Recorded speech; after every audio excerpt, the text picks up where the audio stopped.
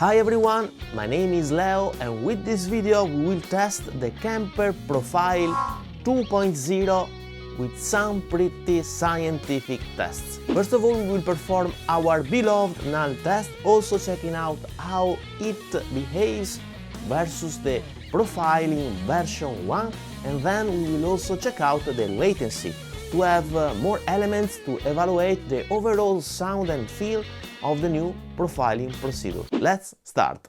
First of all, the amp I'm gonna profile is a Soldano SL100 2020 edition, connected to a Greenback speaker and mic'd with an SM57. I'm profiling the normal channel of the SLO with the gain to 10, the bright switch off and the crunch knob on. Let's now talk about the test we are gonna do. We will of course use our beloved null test, which is based on the principle that if we play two waveforms at the same time with one of them phase inverted, the lower is the resulting integrated LUFS, the more the two sounds are similar. And then we will also check out the latency behavior of the new profiling procedure versus the old one, to have info about how the units should feel under our fingers. Finally, I will let you hear some sound tests and then I will share my personal opinions in the final My 2 cents section of this video. Just for reference, we will also compare the Kemper both versus the old procedure and versus the Sonulab Stomp Station Pro, which is so far the best profiler in terms of null test results. And of course, it is based on NUM. And now let's start with the real SL100 versus Kemper Profiler version 1.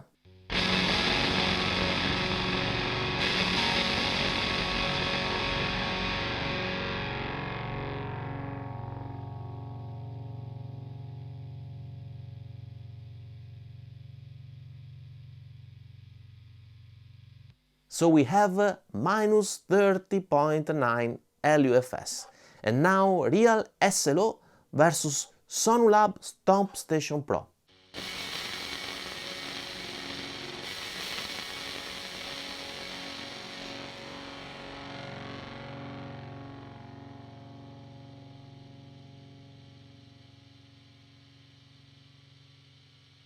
We have minus 40.6. And now real SLO versus Kemper Profiler version 2.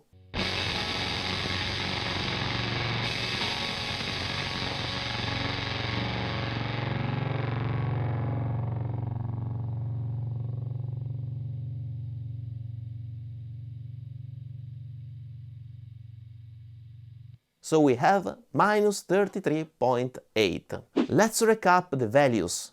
Kemper version 1 minus 30.9, Kemper version 2 minus 33.8, Stomp Station Pro, which is based on NUM, minus 40.6.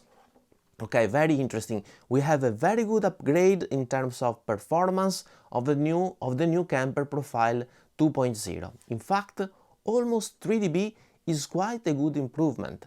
To be noticed that I have done also specific tests about the dynamic range management using dedicated riffs, and the improvement versus the profile version 1 are basically identical to the ones done in the test explained here. Please notice that these tests took me a lot of time, so I kindly ask you to subscribe and ring the bell to help me to create more videos like this. Now, we can for sure say that the new procedure sounds more natural. But what about the feel under our fingers? Well, here we need our latency test. If you want more info about how I have measured the latency, you can check out my 23 amp modeller latency test in my channel. Okay, the latency of the Kemper Toaster MK2 with the profile version 1 is around about 3.3 milliseconds.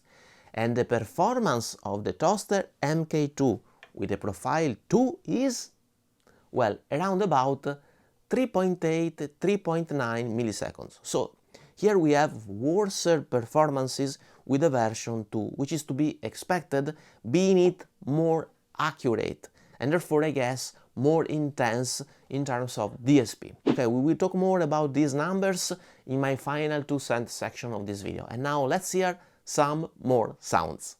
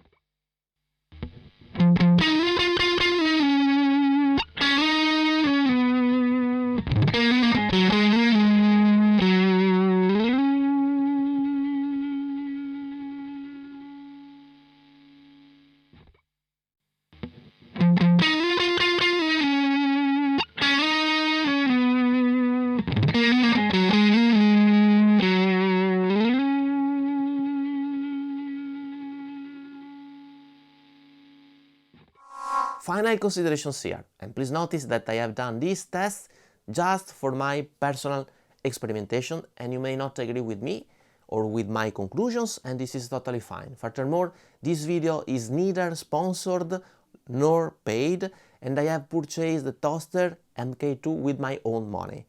I'm making these videos purely for the joy of sharing with you the results and because experimenting with these units is fun. So please subscribe and ring the bell if you want to help me to create more videos like this. First of all, I have tested the beta versions of the firmware and the rig manager, and I have had quite a lot of problems, as basically the unit did not want to connect to my Mac Studio. So I have performed the firmware upgrade using a USB key, and then I was able to connect the Kemper only to my M1 MacBook Pro. Don't ask me why. Second, we need to switch the profiling procedure of the Kemper via the software, otherwise we are gonna use the classic version 1. So we must connect the rig manager to our profiler. I have to say that to overcome all these installation problems I had to spend a lot of time, so please subscribe and ring the bell. The third thing I would like to point out is that finally we do not have the refining process to follow, and this is a great news. First of all, because this is something I have suggested for a long time. No other profiling procedure requires us users to refine the profile, and the refining process altered quite a lot the final result, giving us very inconsistent profiles, profile after profile. So this is a very welcome improvement. Second, also because it means that Kemper listened to our suggestions, and this is great. But now the big question, is the profile 2.0 better? Does it feel better under our fingers? Well, it is for sure a great improvement. I mean, to me it sounds more natural compared to the version 1. And also in terms of overall feel, it is a bit better, but not by so much. In fact, the latency is actually worse compared to version 1, by a small margin, but worse. I think that the feel is a combination of how the modeler or profiler responds in terms of dynamic range management plus the overall latency. The dynamic range management has improved, but the latency has a slight deterioration. So don't expect dramatic improvements in the way the Profiler 2.0 feels under your finger. It is better, but not drastically better. The last consideration is that even if we have an undoubtful improvement, still the Profile 2.0 is quite behind compared to NUM profile loader. I mean, with the StompStation Pro we have minus 40.6 LUFS versus the minus 33.8 of the Kemper, which is quite a drastic difference. Also considering that the StompStation Pro has quite a better performance also in terms of latency. So, in terms of pure amp sound and feel, Kemper 2 is still behind NUM-based unit. Probably the tech in the Kemper is now pretty old and can't compete with modern AI neural networks. To me, the real strong selling point of Kemper units are the effects, as I think they are among the best ones. They sound very natural, very guitaristic, so to say. But in terms of pure amp tone, Profile 2 is an improvement, but it cannot match NUM-based units. So please let me know your precious and valuable opinions in the comment section below, and please don't forget to subscribe and ring the bell, as it would really help me to create more content like this. Thank you so much for watching and see you soon. Bye.